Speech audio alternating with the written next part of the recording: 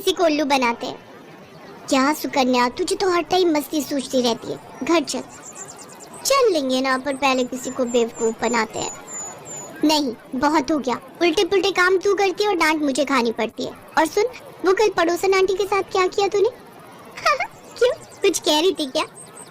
हाँ, मुझसे कह रही थी कि आजा तुझे सबक सिखाती हूँ। बता तूने क्या कहा उन्हें? अरे कुछ नहीं, वो मुझे बहुत खड़ूस लगती है तो मैं उनसे भिड़ गई। और जब उन्होंने मुझसे कहा कि वो मम्मी से शिकायत कर देंगी तो मैंने भी कह दिया कि हाँ, मैं भी देख लूंगी, मेरा नाम अनन्या है, अनन्या। इतना कहकर अनन्या गुस्से में सुकन्या को मारने के लिए दौड़ी और सुकन्या अपने घर की तरफ भागने लगी। अनन्या और सुकन्या जुड़वा बहनें थीं, देखने में बिल्कुल एक जैसी। उनमें फर्क कर पाना बहुत ही मुश्किल था। कई बार तो उनके माता पिता भी उन्हें पहचानने में धोखा खा जाते थे और इस बात का सुकन्या बहुत फायदा उठाती थी। वो हमेशा कुछ भी शरारत करती तो डांट बेचारी अनन्या को खानी पड़ती। उस दिन भी घर देर से आने के लिए अनन्या को ही माँ से डांट खानी पड़ी। फिर शाम को मिल गया सुकून तुझे? अरे यार, क्यों इतनी टेंशन लेती है? 1-2 साल बाद हमारी शादी हो जाएगी, फिर तू कहाँ और मैं कहाँ। सुकन्या धीरे धीरे और चालाक और कामचोर होती गई और अनन्या उतनी ही मेहनती और संस्कारी। मगर दोनों बहनों की किस्मत ने उन्हें एक दूसरे से दूर नहीं होने दिया। दोनों बहनों की शादी एक ही घर में हो गई। बड़े भाई की शादी सुकन्या से और छोटे की अनन्या से। अनन्या को घर का सारा काम आता था, खासकर वो खाना बहुत ही अच्छा बनाती थी, जबकि सुकन्या ने कभी कुछ नहीं सीखा। फिर एक दिन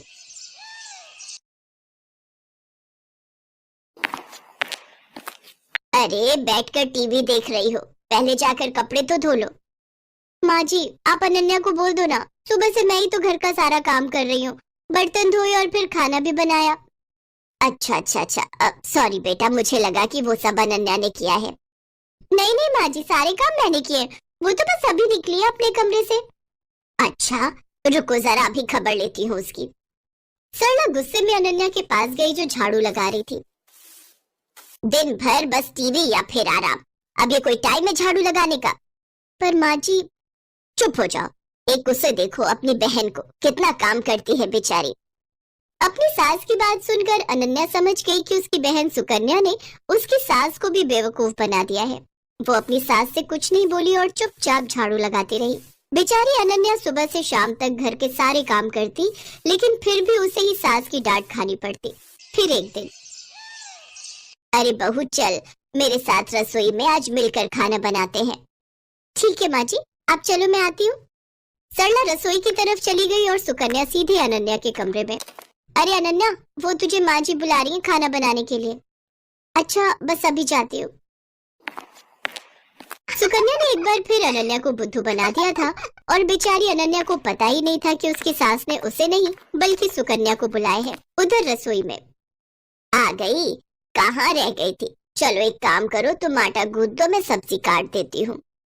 ठीक है माँ जी। अनन्या ने बहुत जल्दी और बहुत अच्छा आटा गूंथा था, जिसे देखकर सरला बहुत खुश हुई। और फिर, क्या बात है, इतनी जल्दी और इतना अच्छा आटा गूंथ दिया। अरे तुम अनन्या को कुछ सिखाती क्यों नहीं हो? उसे तो कुछ भी नहीं आता।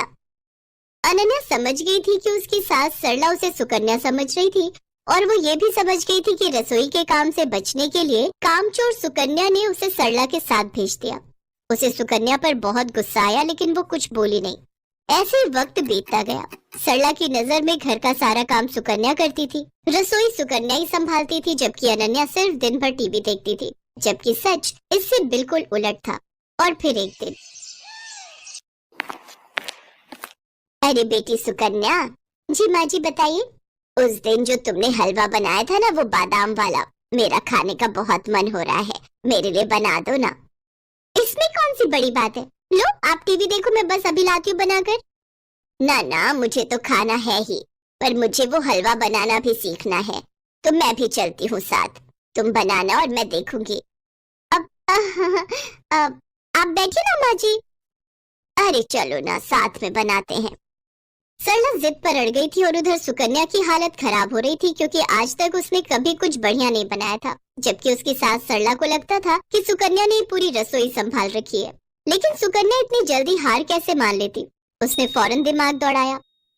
अब माँ जी, मैं तैयारी करती हूँ, तब तक आप बादाम ले आइए। अरे मुझे अपने कमरे में जाना पड़ेगा, बादाम का डिब्बा वहीं रखा है, चलो मैं लेकर आती हूँ।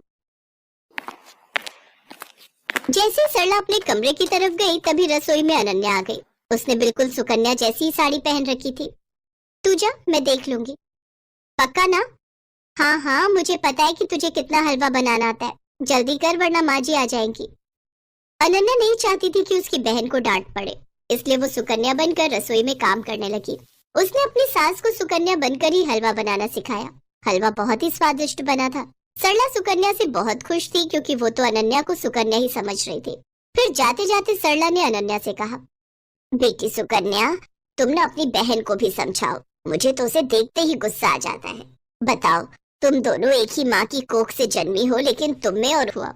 वो अपनी सास से सब सच कहना चाहती थी, लेकिन फिर अपनी बहन के बारे में सोचकर चुप रह गई। अगली सुबह सुकन्या जैसे ही उठकर रसोई की तरफ आई तो उसकी सास सरला ने उसका हाथ पकड़ लिया। ये क्या कर रही है माँ जी? आज तुझे नहीं छोड़ूंगी। तूने मुझसे हमेशा झूठ बोला, तुझे कुछ नहीं आता और तूने हमेशा अपनी बहन की मेहनत को अपना बताकर आराम तलबी की, और वो बेचारी दिन भर रसोई और बाकी कामों में लगी रही, ऊपर से मेरी डांट भी चुपचाप सुनती रही। सरला लगातार सुकन्या को डांट रही थी, तभी सुकन्या ने फिर से झूठ बोलकर बचने की कोशिश की।